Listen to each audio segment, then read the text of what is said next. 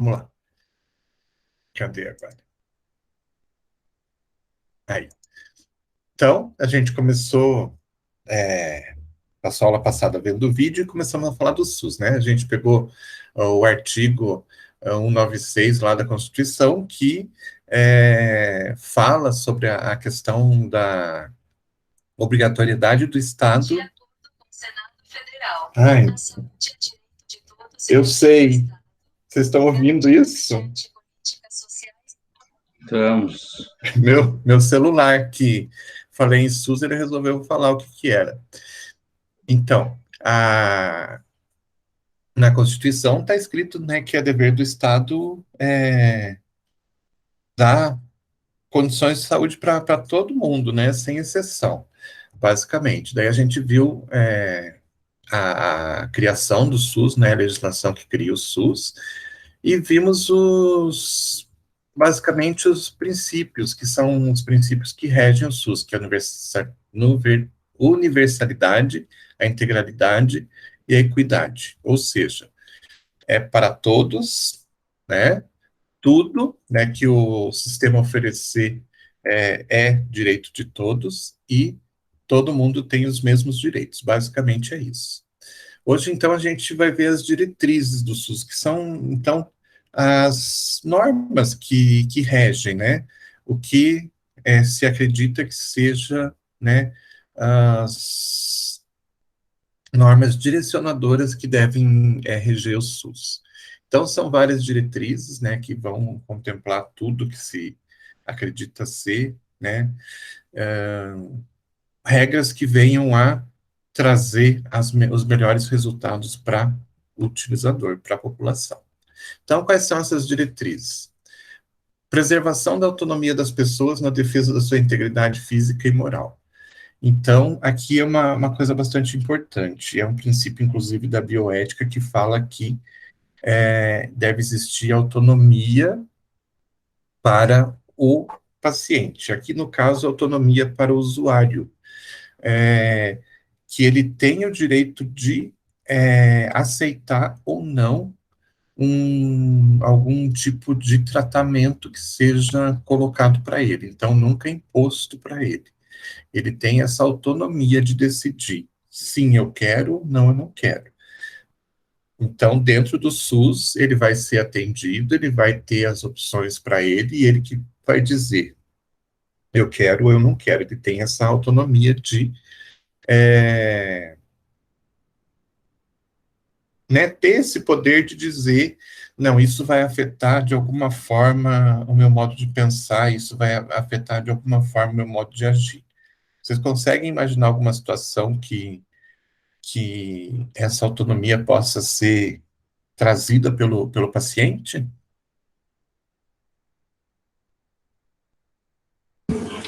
Não sei, professor, se tem a ver, mas quando a pessoa é diagnosticada com câncer tipo, não quer fazer quimioterapia, não quer fazer o tratamento, alguma coisa assim.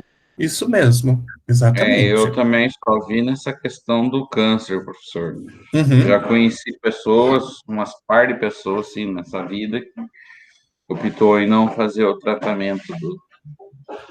Isso, exatamente. Às vezes a pessoa, ela não quer, ela sabe que talvez lá na frente ela vá sofrer, ou ela acredita que vai sofrer pelo próprio tratamento e achando que não vai surtir nenhum tipo de resultado. Claro, né, tenta-se ao máximo convencer a ela que o tratamento, né, quando realmente vai trazer benefício, deve ser feito porque vai trazer benefício, mas se a pessoa não quiser, não tem o que fazer. Outro exemplo bastante comum é o exemplo de algumas práticas com algumas religiões, né? Então, nós vivemos num país que, graças a Deus, todo mundo pode escolher a sua religião e pode seguir a sua religião, né? Algumas religiões não permitem, por exemplo, transfusão de sangue. E não tem o que se possa fazer. Se a pessoa falar que a religião dela não permite, ela não vai aceitar uma transfusão de sangue, não há o que se possa fazer. Então, essa autonomia existe e tem que ser respeitada.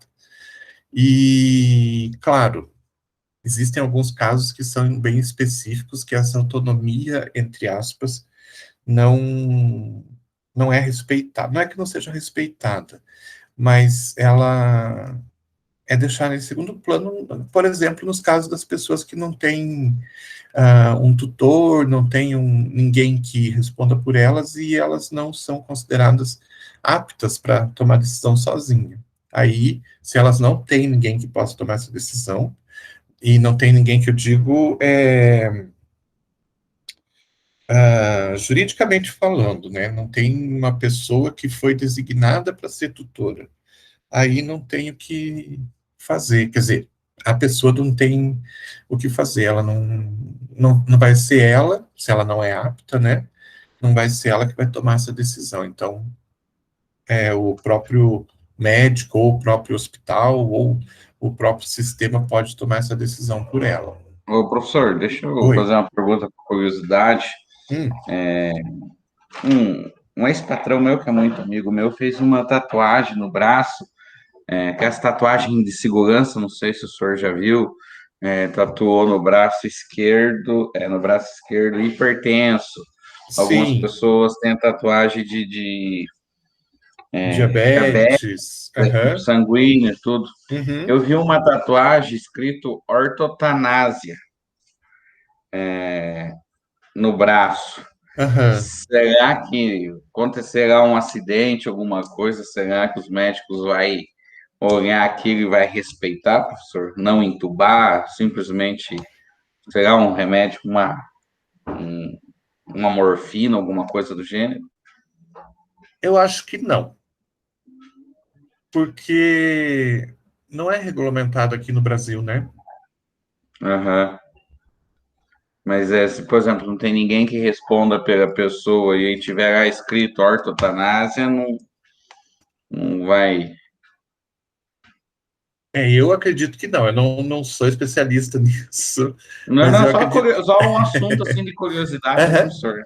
E aham, está voltado para o assunto aí, né? aham. Eu, sinceramente, eu acredito que não, pelo fato de não ter regulamentação, sabe? Se tivesse alguma regulamentação nesse sentido, era possível, no meu ponto de vista, mas eu não posso te dizer porque aí é toda uma questão jurídica por trás.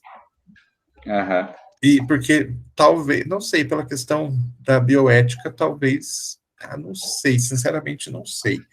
Pela questão se fosse pela questão só da bioética, que fala são 3 princípios da bioética e a autonomia é um dos princípios dele, né? Se a pessoa expressa uma vontade, essa vontade tem que ser atendida, mas tem casos, claro, que a vontade não está acima da lei, né? Então, não sei se uma mulher engravida e ela acha que, né, não posso continuar com essa gravidez porque eu não quero. Isso não quer dizer que, né, como a gente Sim, não tem uma lei aqui que permita o aborto, só em alguns casos específicos, a vontade dela não vai ser atendida. Então, eu não sei exatamente até que ponto que essa vontade precisa de uma regulamentação também. Fico te aham. devendo, posso procurar essa Não, informação. não, professor, só é que comentou do direito, né, das Sim, sim. pessoas de não optar por tratamento, isso em Aham, vida, né? sim. Mas só uma curiosidade que eu já tinha visto essa questão estão falando tatuagem de segurança, vamos dizer assim, e daí eu vi essa questão lá, tava ortotanásia, né? Aham, Uma, caminho da morte, né? Vamos dizer uhum. assim. E daí eu achei interessante, né? Daí eu fiquei pensando naquela questão dos médicos lá, do juramento, né? De enquanto haver vida, lutar pela vida, né? Sim. Eu acho interessante, né? Na verdade, isso cria um problema bastante grande porque existe, né? Então, o juramento lá de Hipócrates é que todo médico se compromete a seguir, mas ao mesmo tempo tem toda essa questão, tem a questão da pessoa ter o direito de decidir o que ela quer, o que ela não quer. Então, assim, por mais que muitas vezes o médico ele tenha feito o juramento de tentar tudo, né, ele não pode passar por cima do desejo do paciente, mas ao mesmo tempo ele não pode passar por cima da lei. Então são vários fatores, né, que criam, na verdade, às vezes uma confusão bastante grande. E a gente tem casos de, por exemplo, de pessoas que são testemunhas de Jeová e que não podem, segundo a religião, elas não podem ter essa troca de sangue, né? E elas falam que não, e muitas vezes o próprio sistema acaba entrando na justiça para ver se a justiça obriga a que seja feita essa transfusão. Então, são vários casos, e várias situações diferentes. E muitas vezes é quem toma a decisão final é a justiça. Até nos casos de aborto, às vezes, a gente vê alguns casos específicos que a própria lei permite, né? Mas a pessoa tem que entrar na justiça. E, às vezes, alguns casos, o tempo que precisa para a justiça decidir é tão grande que chega no final da gravidez, a justiça não decidiu nada ainda e acaba por a criança nascer, né? E a justiça não ter decidido ainda. Então, nossa, a gente tem um monte de problema em relação a isso, sabe? Então, é bem complexa essa situação. Na teoria, é uma coisa muito, muito tranquila, mas na prática, às vezes, a própria autonomia, o próprio desejo do paciente não quer dizer que ele vai ser atendido. Há pessoas e pessoas, né, professor? Há Sim. profissionais e profissionais. Só fugindo um minutinho da aula, professor, eu vi situações na rua de confronto com a polícia, bandido levar tiro, tá ainda vivo, chegar ao CIAT e o médico responsável falar assim, isso eu estava presente, que foi num mercado onde eu trabalhava, sabe? Não sei quem Aham. deu tiro no vagabundo lá, e o bombeiro, o policial, o médico falou assim, não, deixa eu morrer, é vagabundo, é bandido. Mas isso eu tinha uns 17, 18 anos, e depois eu vi uma situação até em Campo Largo que agora recente, um ano atrás, 2 anos atrás, um confronto da polícia, o pessoal do BOP não conseguiu matar o cidadão e eu vi o médico falando para os policiais, o médico falou, os polícia falou assim, deixa o cara morrer, o cara é bandido, assim, assim, assado, e o cara é realmente muito bandido. Aí o Uhum. médico falou pro tenente do BOP, vocês tiveram a sua chance, agora é minha vez, e o meu juramento eu vou cumprir. Então, É, assim, é de profissional para profissional, né, professor? exatamente.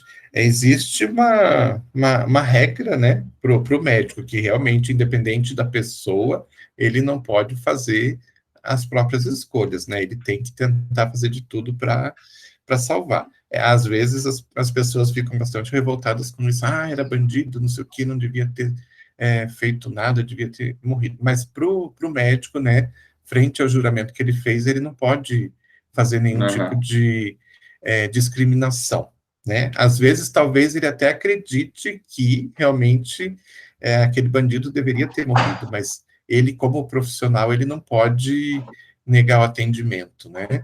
Então é muito complicado mesmo. Eu já vi os dois lados acontecer. Uhum. Na verdade, tem um lado que tá indo a favor, né, do que o juramento que ele fez diz, né? E do outro lado, ele está indo contra. E o problema é que, como ele está indo contra, ele pode ser punido pelo próprio conselho de medicina, né? Se o conselho de medicina souber que isso aconteceu. Porque ele não pode fazer nenhum tipo de discriminação. Uhum. né? Por mais que lá no íntimo dele ele acredite que a pessoa não presta, deveria ter morrido mesmo, ele como profissional não pode. Mesma coisa a gente, né? Nós como farmacêuticos, a gente acaba se deparando algumas vezes em situações que podem ir até contra o que a gente pensa, o que a gente acredita, mas nós não temos como negar, né, um atendimento. Então, às vezes, né, quem trabalha numa farmácia de dispensação, principalmente, sabe de casos, vamos pegar, por exemplo, aqui alguma coisa que pessoas que pegam prescrições de anabolizante com alguns médicos e compram e tomam esses anabolizantes. A gente sabe que, teoricamente, na nossa função, a utilização disso, né, desse tipo de produto para efeito estético não está correto. Mas como? Então, digamos que seja o meu caso de atender essa pessoa e eu sou contra isso. Mas eu tenho ali uma prescrição, né? Então, o médico prescreveu, né? Está escrito numa receita, ele está fazendo a solicitação e a pessoa que está comprando, ela está com a prescrição, ela está me entregando a prescrição e está tudo certo. Eu posso até me negar a vender aquele medicamento, né? Eu posso alegar que qualquer coisa, eu posso alegar que eu não tenho no momento, tudo mais, mas ao mesmo tempo eu, né, sei que se isso não for vendido ali na minha farmácia, vai ser vendido na outra, porque alguém vai vender, e eu não posso também questionar, né, se realmente ele está utilizando aquilo por necessidade, uma reposição hormonal, ou porque ele está utilizando como anabolizante. Foge um pouco da minha alçada. Se tem um médico por trás que prescreveu, o meu questionamento, infelizmente, acaba sendo menor. Diferente de outros países aí que quem faz o diagnóstico é o médico, então o médico manda o diagnóstico para a farmácia e o farmacêutico que vai escolher os medicamentos adequados para o tratamento daquela doença e tudo mais. Aí eu teria uma autonomia muito maior. Aqui eu já estou meio que metade da questão, né, que seria a decisão do tratamento, já está certa pelo médico, vai de eu pegar a receita e cumprir ou não. Então é bem complicado. Essa questão do profissional acaba sendo bem complicada. Mas, enfim, né, essa questão da autonomia, né, do paciente, ela também tem que seguir outras regras, não é só porque a pessoa quer, né, que vai ser cumprido. Então, tem que ver que tem uma legislação no nosso país, e se está fora da nossa legislação, por mais que a pessoa queira, ela não vai poder simplesmente ter aquilo pulando por cima da lei. Então, tem isso também. Essa autonomia, ela tem um limite também, tá certo? Mas nesses casos do tratamento de câncer, ou outros tratamentos, né, que a pessoa não queira, não tem o que fazer. Ela não quer e ponto. Se a pessoa não permite transfusão de sangue, podem até entrar na justiça, obrigar, mas é difícil se conseguir isso, tá certo? Mas lá no SUS, então, de início, essa autonomia é 100% garantida. Claro, dentro da lei, dentro do que diz a própria lei. Outra diretriz bastante importante, direito à informação às pessoas assistidas sobre sua saúde. Então, as pessoas têm direito de saber o que foi diagnosticado, no caso delas, né? Quais são as opções de tratamento, né? E o que é oferecido pelo próprio SUS para tratamento daquelas doenças. Como qualquer caso, né? Se eu for no médico particular, eu vou querer saber o que eu tenho e o que nós vamos fazer de tratamento, o que é possível fazer de tratamento. No SUS, a mesma coisa. Então, as pessoas têm direito à informação. Elas não podem simplesmente chegar lá o médico fazer um diagnóstico, não explicar, não dizer o que é, e simplesmente aplicar um tratamento. Tem que ser feito, então, tudo muito às claras, as informações totais. A gente vê, às vezes, alguns casos específicos também, né, de menores de idade, ou alguns casos muito específicos que algum parente pede para que alguma informação não seja dada para o paciente para preservar o paciente. Então, aí vai muito de quem está atendendo, de quem está fazendo o processo todo, de passar toda a informação ou não. Mas tutores ou familiares que estão auxiliando no cuidado dessa pessoa tem que ter toda a informação. Que mais? Divulgação de informações quanto ao potencial do serviço de saúde e a sua utilização pelo usuário. Então, é bastante importante, né? Todos nós somos, entre aspas, associados ao SUS. Todos nós temos o direito ao atendimento, ao tratamento e tudo mais. Então, todos nós temos direito de saber também o que o SUS oferece, né? Que serviços, até que ponto esses serviços são ofertados para a gente e tudo mais. Então, teoricamente, a gente deveria ter mais publicidade do SUS informando o que nós temos direito, o que nos é oferecido, para que realmente toda a população tenha essa noção e saiba o que é oferecido para ela, caso ela tenha necessidade de algum tipo de tratamento. E a gente não sabe, né? Se eu perguntar para vocês, vocês sabem se vocês têm direito a fazer o quê? Radioterapia pelo SUS? Vocês sabem? Acho que sim, né, professor? Aham. Mas não é todo mundo que sabe. Vocês sabem se vocês podem fazer tomografia pelo SUS? Poder pode, só vai levar uns 5 anos, né? Sim. Se não morrer antes de sair a consulta, provavelmente pode. Ou não, né? Talvez demore um pouquinho mais. Mas, assim, todo mundo precisa saber, né? As pessoas que têm menos informação, que estão mais longe, distantes da informação, elas precisam, de alguma forma, também saber, né? Então, aquela pessoa que Professor, vive isolada... acho pode que, falar. na verdade, todo medicamento, todo tratamento, o SUS acaba sendo até obrigado. Eu vi questão de tal de liminar, né? A pessoa entrar na Sim, justiça. Então, sim. acho que tudo pode ser obrigado pelo SUS, né? Então a gente até vai ver isso mais à frente. Existem umas regras mais ou menos assim. A gente tem, então, medicamentos que são medicamentos que já foram padronizados como medicamentos que são utilizados pelo SUS. Então, a gente tem uma listagem de medicamentos e são esses os medicamentos que são fornecidos.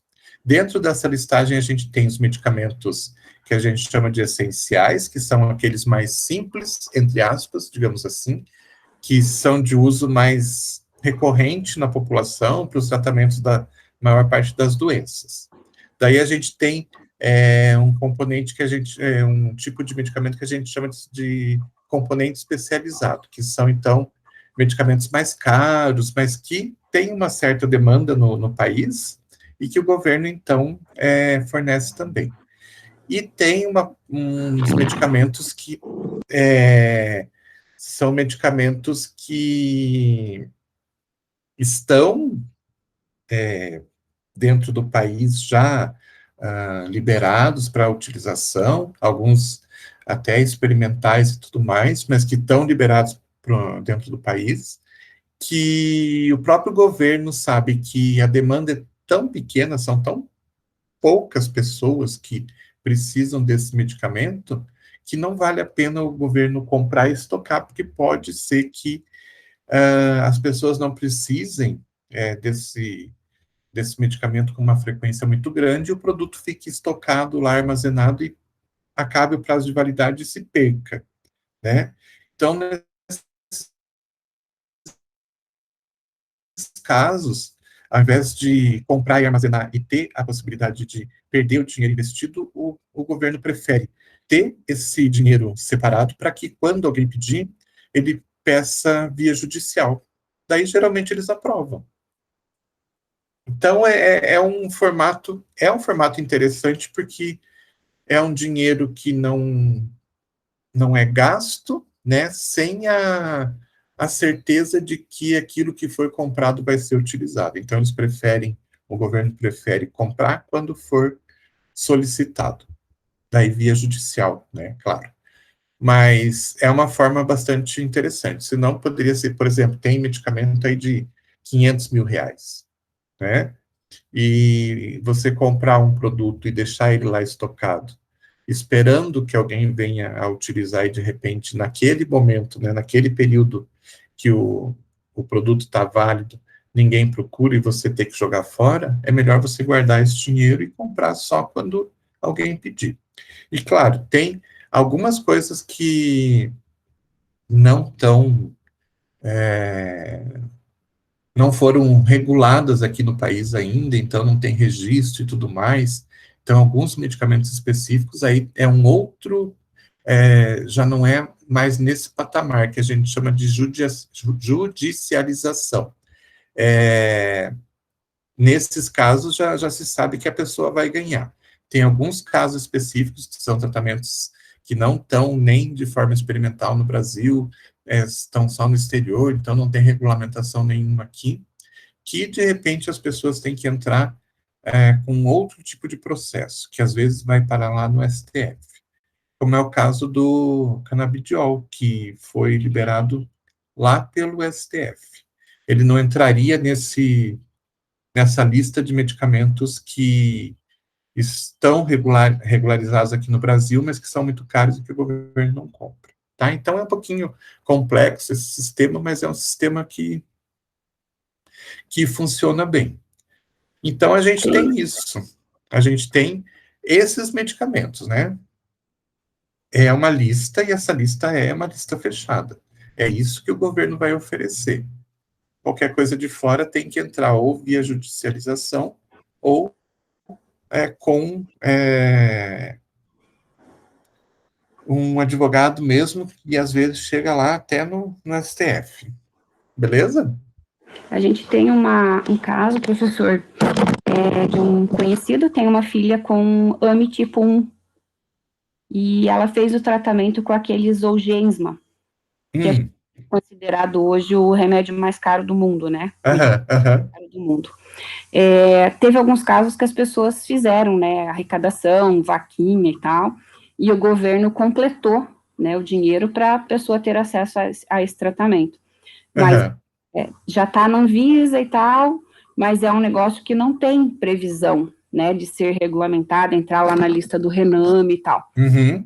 Fazem um tratamento paliativo com aquele Espiranza, acho que é Espiranza. Mas cada dose daquilo é 150 mil. Pois é. Né, então, tipo, o Zolgensma é 2 milhões de dólares. Mas se fizer o cálculo, o Zolgensma é uma dose só. Né? E o Espiranza, se eu não me engano, é 4 doses no primeiro ano, tal, e até enquanto a pessoa viver. A média, tipo, o Zolgensma ainda fica mais barato do que o outro. Mas é um caso específico, né? Sim. Chega no STF, ele nega, daí o pessoal recorre e tal. É uma situação bem complicada. Mas agora conseguiram, né? Não, agora... mas não foi aprovado. Não, mas eu digo assim, no STF já conseguiram, já deram um parecer favorável, não deram? Eu li alguma coisa essa esse semana. caso dessa menininha que é conhecida nossa, eles negaram. Negaram? Deu, né, ganho de causa, foi para a STF e eles cassaram. Nossa, ela só fez o tratamento porque ela foi sorteada pelo laboratório. Daí é uma fase experimental, eles têm estudo, acho que até 5 anos de idade só. Eles não sabem o benefício a longo prazo. né, mas a sorte dela, e tem que ser até 2 anos, né, para tomar esse medicamento. Depois de 2 anos já não adianta mais, porque daí os resultados já não são os mesmos, né, e a criança já está mais, digamos, mais debilitada, né, já avançou os sintomas dela. E você sabe qual foi a alegação do STF? É porque é experimental, não tem resultados. Eles negaram porque o tratamento era muito caro, não viabilizava e tal, e que, tipo assim, eles negam mesmo porque a certeza é que a criança vai morrer. Então, foram pouquíssimos casos aprovados até hoje, para esses Zolgensma. O Spinraza até consegue rápido. Mas os Zolgensma, acho que aprovado mesmo, acho que foram uns 5 casos até hoje. Porque é o medicamento mais caro, né? Sim. Existe mais de 10 mil casos no Brasil. Não é pouca coisa, né? Então. Se você for mas pensar. É que, como diz, não está. Numa população de 200 milhões, né? E pouco de pessoas, isso não é um número muito significativo, mas significativamente são muitas pessoas, né? Se você for pensar bebês, em número, se for pensar em número, não é nada, né? Mas se for pensar em pessoas, em seres humanos, é muita coisa. Né? Complicado. Mas, infelizmente, a gente tem muito isso. Não tem comprovação científica ainda, está em estudo, está em análise, né? E muitas vezes acabam por negar exatamente por isso. E daí, quando o STF nega, daí já não tem mais muito o que fazer, né? Porque, teoricamente, seria a decisão final. É complicado, né? Mas, dentro das regras que são estabelecidas, é o que acontece. Claro que isso sempre vai mudando, né? Pelo fato de os próprios medicamentos irem mudando e os tratamentos irem mudando, esse pensamento acaba, com o passar do tempo, sendo alterado. Pode ser que daqui a alguns anos, quando o medicamento tiver já registrado no país, seja muito mais fácil. Mas, né, tem que pensar que muita gente acabou perdendo a vida, né, inclusive por não poder fazer esse tratamento, tendo algo. É bem complicado mesmo. É a mesma coisa de todo como é que eu posso dizer? Toda gente, me fugiu até a palavra, toda a briga que ocorreu pelo canabidiol, que muita gente já estava, né, importando diretamente, às vezes até de forma ilegal, para utilização em alguém da família e tal, e o governo negava porque estava em fase experimental ainda. De um certo lado, eles têm razão, porque não tem ainda, às vezes não é nem a questão do resultado, mas o que, né, aquele produto pode causar de efeito colateral que possa alterar a própria vida da pessoa mais à frente, né? Mas é muito complicado isso, porque, ao mesmo tempo, pode ser que a utilização, né, evite que essa vida se perca. E por mais que depois a pessoa não tenha as melhores condições de vida, sofra com algum tipo de efeito colateral, talvez, né, a vida seja muito mais importante, ela ser mantida, né, mesmo com algumas restrições, do que não ser mantida, né? Mas isso é muito complicado. Infelizmente, às vezes, a gente vê, né, no governo a questão burocrática, né, a questão da legislação acima da questão humana. Mas, sei lá, não sei. Não, eu tenho muita dúvida em relação a isso. Mas, paciência, né? Um dia sim, a gente sabe que se o produto realmente for comprovadamente seguro, né, ele vai ser colocado. Mas, infelizmente, muita vida já se perdeu durante todo esse tempo. Mas, se a gente for pensar um pouco mais atrás, até algum tempo atrás, não existia nem indício desse medicamento, né? Uhum. Então, é difícil de a gente conversar, sabe? Uhum. De ter uma opinião formada, porque é muita coisa ao mesmo tempo, muita pró e contra ao mesmo tempo. Eu fico bem confuso quanto a isso. Uhum. Mas, vamos em frente? Falar de Vamos. mais diretrizes? Outra diretriz bastante importante, utilização da epidemiologia para o estabelecimento das prioridades, alocação de recursos e orientação programática. Até coloquei ali embaixo para vocês uma definição de epidemiologia para que fique mais fácil o entendimento. A epidemiologia é a ciência que estuda a distribuição e os determinantes dos problemas de saúde, fenômenos e processos associados em populações humanas. Então, a epidemiologia vai dizer para a gente onde, né, determinada doença ou determinada patologia acontece, né, em que proporção, ao mesmo tempo, o que determina que esses problemas aconteçam. Então, digamos lá, no caso de dengue, o que é um determinante para que certas regiões aqui do Paraná agora, né, tenha dengue? Por que lá no oeste e noroeste tem dengue? Porque está associado questões de calor, de muita água disponível e o mosquito que gosta da água para a colocação dos seus ovos. E a falta de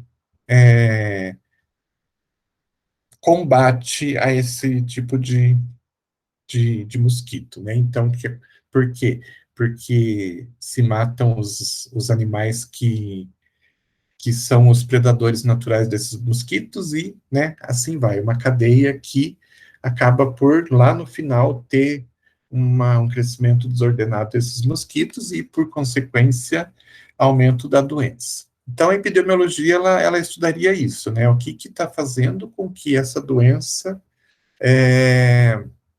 ocorra em determinada região, né, e quais são as regiões onde isso está acontecendo. Basicamente é isso.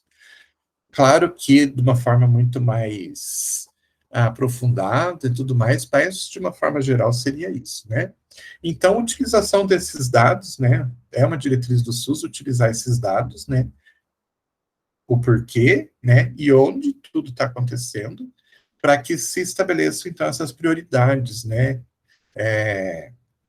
gerar recursos para enviar para essa região onde a situação está acontecendo, tudo mais, e determinar o que vai ser feito para combater essa problemática. Então, o SUS tem que ter essas informações para que ele possa, então, direcionar dinheiro para essa determinada, para combater, né, essa determinada situação em determinada região, então, com algum tipo de programação específica. Programa de detetização, programa de erradicação, colocando as pessoas na rua, visitando as casas para verificar se tem água parada, alocação de leitos para tratamento das pessoas que ficam doentes, medicamento e tudo mais. Então, tudo isso, né, é estudado, não é tirado do nada, do achismo. Tudo, então, tem um embasamento científico que está ligado com essas informações da epidemiologia. Uma diretriz muito importante é a participação da comunidade. Vocês sabiam que a comunidade tem participação direta no SUS e ela pode opinar, sugerir, pode colocar o seu ponto de vista para que programas de saúde sejam realizados, sejam direcionados e assim por diante? Vocês sabiam disso? Sim, prof, geralmente o posto de saúde manda um comunicado para, tipo, para a nossa farmácia já mandou, né, pedindo para as pessoas participarem, acho que é numa reunião, assim, que a gente pode colocar, né, o que falta. Sim. Uhum. Na verdade, essa participação tem todos os representantes, né? Então, essa participação sempre vai ter representantes do próprio SUS, representantes dos profissionais da saúde, representantes da comunidade como um todo. Então, todo mundo pode participar e pode opinar. Então, a gente vê muitas vezes lá nos bairros os representantes, como é que chama aqueles representantes de bairro mesmo? Acho que é agente comunitário. Não, não é o agente comunitário, são representantes mesmo de associações, de bairro, essas coisas, sabe? Geralmente eles acabam participando dessas reuniões que são feitas. A gente vai falar mais à frente dessas reuniões. Então, teoricamente, ele viria buscar ali da população do bairro, né, informações, né, e necessidades da população relacionadas com, né, o que o SUS poderia fazer para melhorar, para trazer melhorias para a gente. Isso é colocado em reuniões, né, esses representantes da população, então, vão até reuniões e colocam, expõem isso, e muitas vezes isso acaba sendo implementado exatamente porque a população pediu, tá certo? Então, é bem importante a participação da comunidade. E, na verdade, esse tipo de reunião é aberto a todo mundo. E, infelizmente, a gente acaba não sabendo muito, mas a gente poderia, né, como cidadão comum, participar dessas reuniões e opinar. E seria muito legal se tivesse uma participação bastante grande. Outra diretriz do SUS, descentralização político-administrativa, com a direção única em cada esfera do governo. Então, a gente vai ter, antigamente o SUS era todo centralizado no governo federal, quando não era SUS ainda, tinha outra denominação, né? Só que se percebeu, com o passar do tempo, que essa centralização no governo federal não tinha um resultado muito bom, porque o que acontecia? Quem que sabe o que determinado município precisa, né? O que é mais importante para aquele determinado município? É o governo do município, então, é o representante do município. Então, a gente tem um secretário de saúde municipal lá que conhece as necessidades da sua população, né, e que vai conseguir, então, direcionar muito melhor os resultados não, né, mas as ações para que aqueles problemas que a comunidade tem, essas ações acabem por ou minimizar ou sanar os problemas, né? Agora, imagine quando isso acontecia tudo lá no governo federal. Só aqui no Paraná a gente tem 399 municípios. Quantos municípios a gente tem no Brasil? Eu não tenho a mínima ideia, mas deve ser uma quantidade gigantesca, né? Cada município tem as suas necessidades. Um município do lado do outro, as necessidades podem ser bastante diferentes. Então, imagine para o governo federal, de repente, o que acontecia. Medicamento vamos mandar em partes iguais para todo mundo. Aí, lá no norte do país, tinha um município que tinha febre amarela. Então, mandava-se para todo município medicamento para febre amarela. Só que aqui no sul do país, digamos que aqui no município de Campo Largo, não tem febre amarela. E o município acabava recebendo medicamento para tratamento de febre amarela. E o que acontecia? Nada, né? Simplesmente esse medicamento vencia e era jogado fora. Então, perceberam que não era viável, né, continuar com esse sistema. Então, passou-se a fazer o que a gente chama de descentralização. Então, o governo federal tem a sua responsabilidade, o governo do estado tem a sua responsabilidade e o governo do município tem a sua responsabilidade. A responsabilidade maior em relação a decidir o que vai ser feito, o que deve ser comprado de medicamento, o que deve ser feito de programação e tudo mais, está no município, porque é o município que tem noção maior da necessidade daquela população, tá certo? Então, essa descentralização trouxe essa ênfase, né, na descentralização dos serviços. Então, digamos, claro que isso não existe ainda por ser uma coisa extremamente difícil de acontecer, mas imaginem que a gente tem aqui 399 municípios no Paraná. O ideal seria que descentralizasse todos os serviços. Então, digamos que um serviço de tomografia, né, fosse possível nos 399 municípios. Então, cada município faria gestão do seu município em relação à prestação desse serviço. A gente sabe que é é improvável e é quase impossível isso acontecer. Porém, aí entra o serviço estadual, né, que distribui isso dentro das diferentes regionais de saúde que a gente tem dentro do nosso estado, para que todas essas regionais sejam atendidas por esse serviço. Então, não vai acontecer de todo município ter esse serviço para prestar para a sua população, mas dentro da regional que esse município faz parte, com certeza vai ter pelo menos um local onde esse serviço vai ser prestado. Então, o município vai mandar os pacientes que precisam dessa tomografia para a cidade daquela regional que eles fazem parte, né, para que a tomografia seja feita.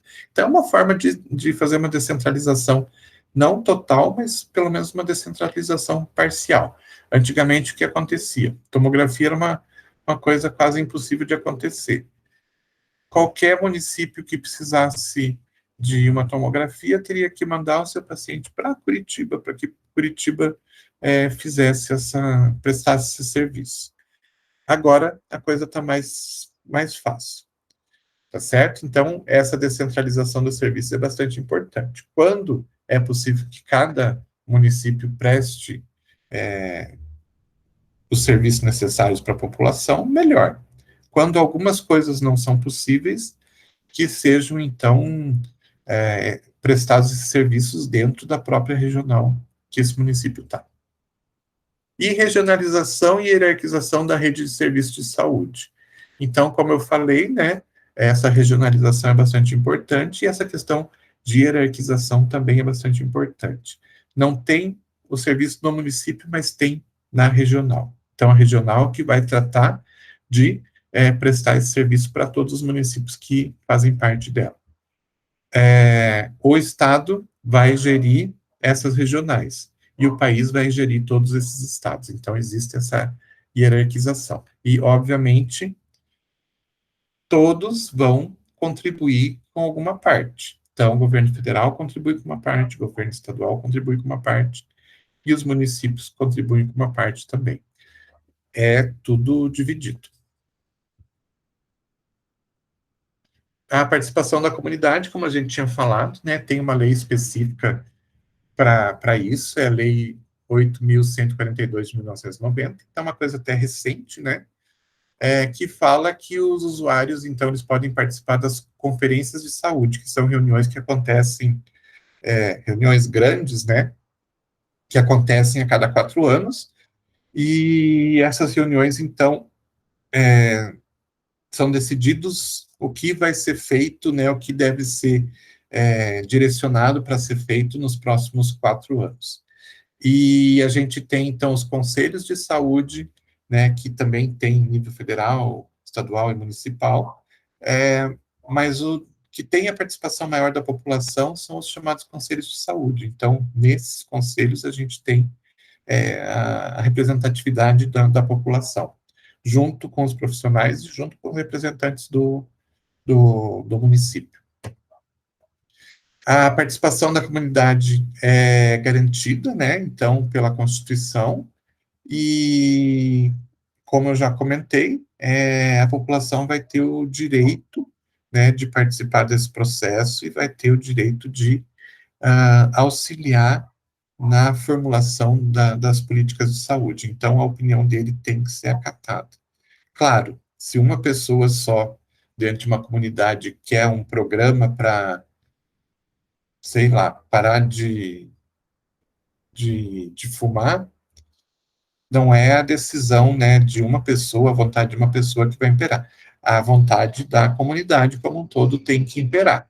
Então, um programa para parar de fumar dentro do município, né, que seja gerido pelo SUS do município, tem que ter, obviamente, a vontade da comunidade como um todo. Então, os representantes da comunidade vêm com as propostas, claro, que a comunidade como um todo quer, não as vontades individuais, ok? Isso, então, acontece, essas participações acontecem tanto no nível municipal, quanto no nível estadual, quanto no nível federal.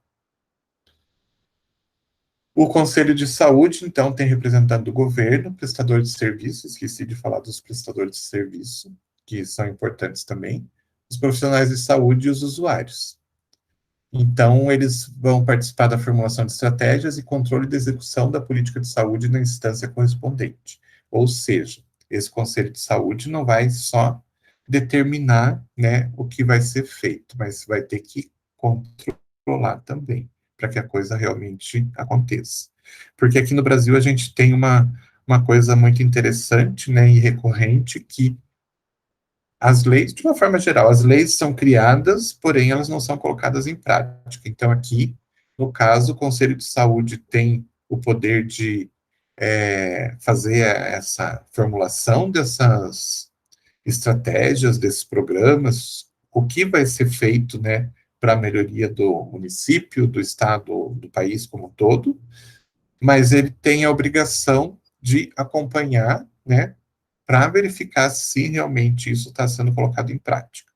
Porque senão fica tudo muito bonito no papel e não sai do papel, né? Que é uma coisa bastante recorrente no país.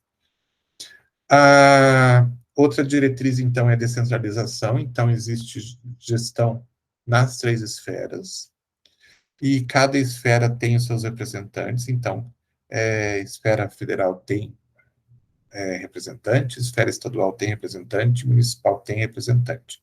Cada um dos representantes vai ter, então, a abrangência das suas decisões vai ser, né, nacional, estadual ou municipal. Uma coisa importante, e por isso que se criou a descentralização, é a questão de quanto mais perto do fato a decisão for tomada, mais chance haverá de acerto. Isso é uma coisa óbvia, né? Então, quem está próximo sabe o que está acontecendo e sabe o que deve ser feito para que a situação se altere. Quem está muito longe, lá no governo federal, não vai saber da necessidade, das especificidades de cada município, de cada cidade. Então, essa descentralização veio muito para isso, para que as decisões sejam tomadas para quem está perto. Então, por quem está perto, né? Então, o governo municipal, via secretário de saúde e tal, que vai tomar as decisões mais importantes que vão afetar o município, né?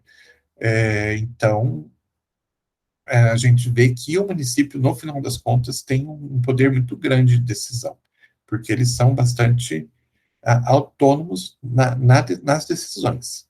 Claro que, né, respeitando a hierarquia, respeitando as leis estaduais, municipais, tudo mais.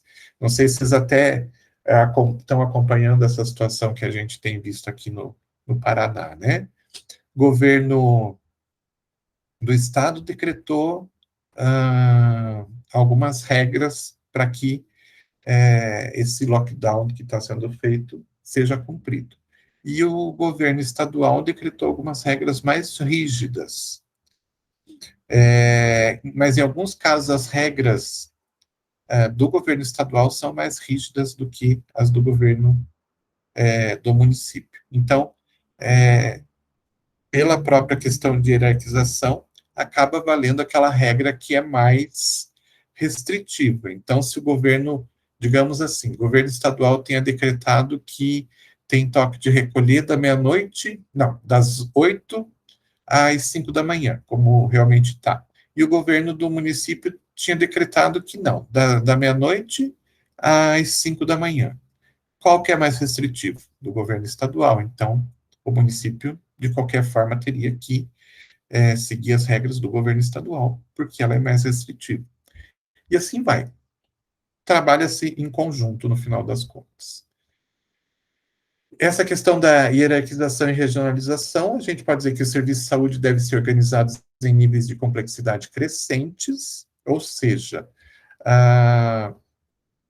os serviços mais simples são geridos pelo município, serviços mais complexos devem ser geridos pelo Estado, e mais complexos ainda devem ser geridos pela União, pelo governo federal, dispostos numa área geográfica delimitada e com a definição da população a ser atendida. Então, tudo tem que ser muito bem organizado. Como eu falei para vocês, né?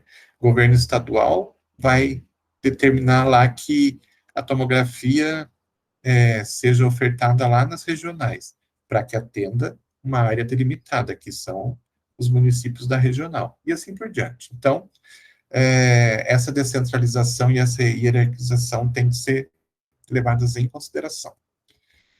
Oferecer a uma determinada população todas as modalidades de assistência, bem como o acesso a todo tipo de tecnologia disponível. Então, é ofertado. Às vezes não está dentro de um município, mas está dentro de uma regional, dentro do estado. Então, às vezes é preciso o deslocamento de uma cidade, de um município para outro, para fazer para ter a utilização de determinados serviços, de determinadas tecnologias, mas elas são ofertadas. Até hoje a gente vê muita gente do interior vindo para Curitiba para fazer alguns tratamentos específicos no hospital de clínicas, né? Então, existe um processo de hierarquização nesse caso que acaba se centralizando alguns tratamentos, transplantes e tudo mais, em algumas cidades, e quem tem a necessidade, então, tem que se deslocar para esses centros.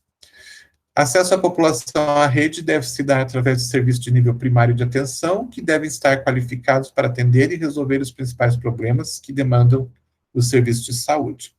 Então, dentro do serviço público de saúde, a gente tem essa hierarquização também para atendimento da população. Então, eu como parte da população e eu preciso de um transplante, eu não posso simplesmente chegar lá no hospital de clínicas, bater lá na porta e dizer, olha, eu preciso de um transplante, vocês podem me atender? Não, não é assim que funciona. E muitas vezes as pessoas reclamam um pouco disso, mas o processo tem que ser assim, porque senão viraria um caos.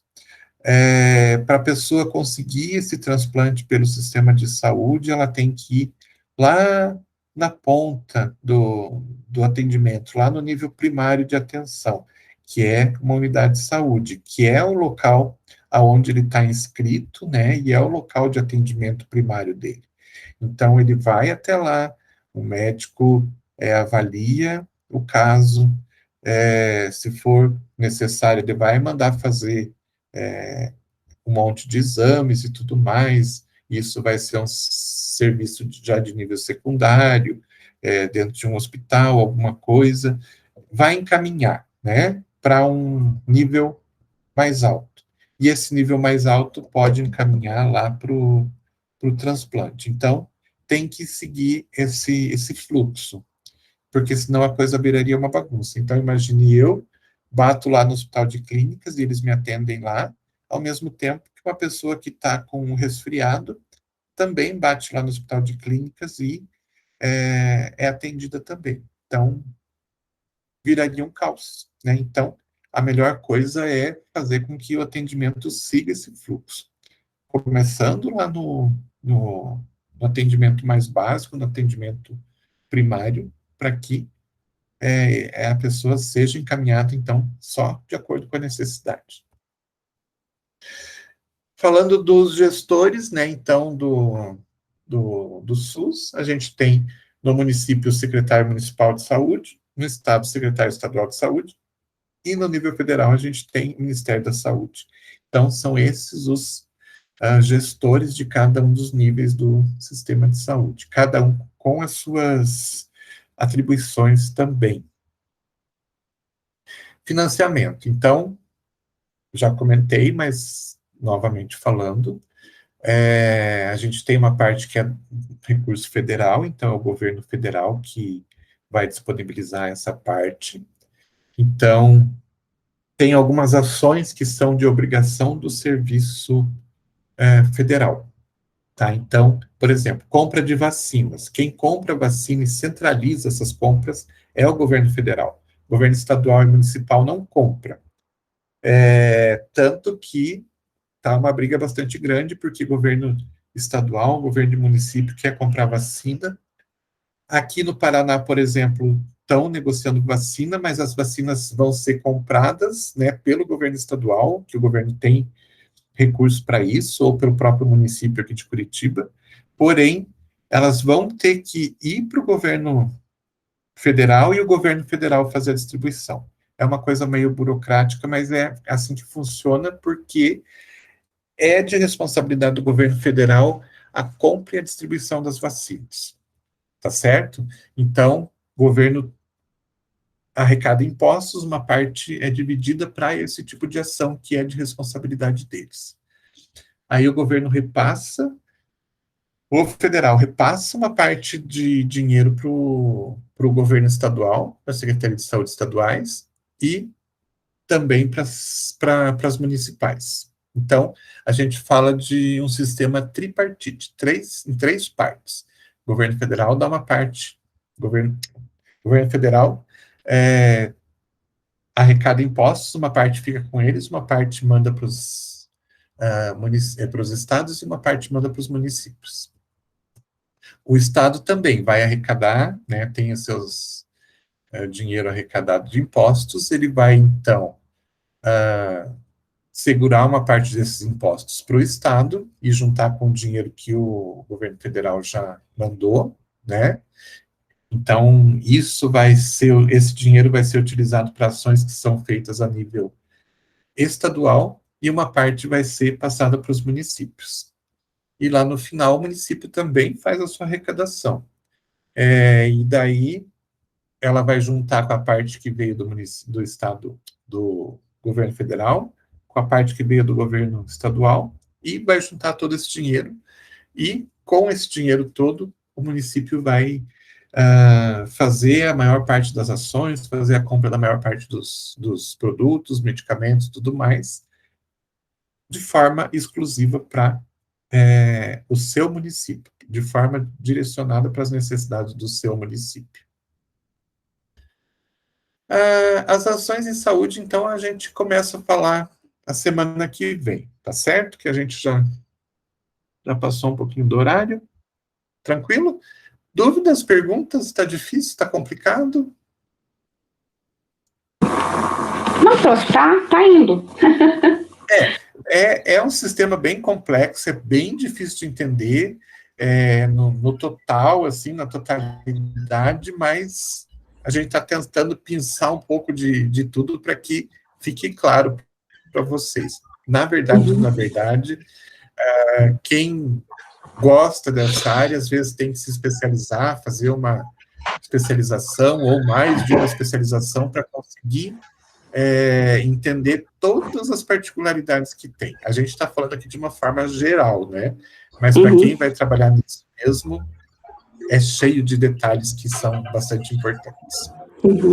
Ô, professor, deixa eu Oi. perguntar, obrigue atividade de frequência, lá está encontre no texto complementar um exemplo de uma ação de reabilitação prestada pelo SUS, né? Ainda não chegou ali acho que o próximo Então, slide vocês querem que eu fale vocês querem que eu fale desse material para que vocês entendam melhor? Eu não achei lá, professor, no material que o senhor postou só tem só tem os slides da aula, não tem mais nada sobre a reabilitação aqui. Lá no material complementar, eu coloquei no material. Não está disponível ainda lá. O artigo ainda não está disponível lá. Não. Não. Então eu deixei fechado lá. Eu já abro aqui para vocês. Vocês querem que eu fale desse slide que fala da reabilitação para que vocês entendam melhor? Vamos falar então. Daí vocês já ficam mais tranquilos em relação a isso. Então, só para encerrar, já que é o próximo slide mesmo. Ações em saúde. Que tipo de ação que o SUS oferece para a população? Ações de promoção e proteção da saúde, ações de recuperação da saúde e reabilitação. Ação de promoção e proteção. O que são ações de promoção e proteção? vamos promover a saúde. Então, vamos fazer campanhas para evitar, né, que a pessoa, antes de evitar, para conscientizar a população antes que elas de alguma forma, entre em contato com algum tipo de situação que venha trazer problemas de saúde. Então, uma ação de promoção de saúde bem fácil, foi essa que eu falei, inclusive, da questão da dengue. Criar dispositivos para evitar que as pessoas fiquem doentes, com conscientização, né, pedidos para a população que elas não deixem água parada, pedir que os agentes de saúde vão nas casas das pessoas para fazer uma fiscalização, a utilização daqueles equipamentos daqueles fumacê, não sei o nome que fala aqui no Paraná, mas isso são ações que a gente chama de promoção, que a gente promove a saúde, né, evitando que a pessoa entre em contato. Ou outras coisas mais simples, como saneamento, né, criar uma rede de esgotos, isso já promove a saúde da população, porque tendo condições de higiene mais adequadas, as pessoas não ficam doentes. Ações de proteção, vacinação. Então, quando você aplica uma vacina numa pessoa, você está fazendo com que a própria pessoa produza a sua imunidade, né? Então, a gente está protegendo. Ação de recuperação é quando a pessoa está doente, a gente faz algum tipo de tratamento. E ação de reabilitação é aquele que quando a pessoa tem uma perda de funcionalidade, ela precisa ser reabilitada, ela precisa ser, de alguma forma, resgatada para que ela possa voltar à sociedade de uma forma igualitária. Então, por exemplo, alguém que teve um acidente de trabalho e perdeu, digamos que seja uma pessoa que utiliza a mão direita e perdeu a mão direita num acidente de trabalho. Então, ela vai fazer um processo de reabilitação para que ela consiga se adaptar a essa situação e que ela possa voltar a conviver na sociedade sem a dependência, né, dos outros, tipo, não consigo mais escrever, então vamos fazer com que ela aprenda a escrever. Isso eu estou dando um exemplo, assim, bem, acho que fora da casinha, mas só para que vocês entendam. Então, vamos ensinar a pessoa a utilizar a mão direita, ou utilizar aquele problema que ela passou a ter de uma forma positiva para que ela possa viver sem a dependência dos outros. Ou mesmo a reabilitação das pessoas que têm algum problema voltado para a questão mental, né? Então, hoje a gente tem processos de inclusão bastante grande das pessoas na sociedade. Antigamente, não. Antigamente, muitas vezes, pessoas que tinham algum problema de cognição eram escondidas em casa, né? E hoje não. Hoje a gente consegue habilitar essas pessoas que têm certas deficiências a ter uma vida normal, se utilizando da própria capacidade dela se reinventar em relação à sua deficiência. Então, a reabilitação seria algo mais ou menos nesse ponto. Que pode ser reabilitar por algum problema físico, algum problema mental, esse tipo de coisa. Tá certo? Ô, professor, é aquela questão de algumas empresas ter que contratar pessoas com deficiência, projeto federal ou incentivo federal? O senhor sabe alguma coisa do assunto ou não? Não é incentivo, na verdade é obrigatório, né? Dependendo do número de funcionários que a empresa tem, é obrigação, não é incentivo fiscal, nada disso. É obrigação. Não tem possibilidade. É obrigatoriedade. É possibilidade para uma empresa pequena. Aí eu não sei se tem realmente algum tipo de incentivo para uma empresa que não é obrigada a fazer e ela resolve fazer. Mas eu sei que, se eu não me engano, a partir de 100 funcionários, é obrigado a ter uma porcentagem. É projeto de lei, então. Eu até achei que fosse algum incentivo, alguma coisa, né? Não. Grandes empresas, né? Pode ser que tenha algum, né? Como eu falei, para quem não é obrigado a fazer, mas eu não tenho certeza disso. Tá bom? Mais alguma dúvida, gente? Tranquilo, professor. Beleza. Já vou lá abrir o material para vocês, então, tá bom? Joia. Obrigada, prof. Nada. Bom Bom final de semana. Até semana que vem. Até. Valeu, Tchau, tchau. Tchau pra vocês. Tchau. Tchau. Tchau.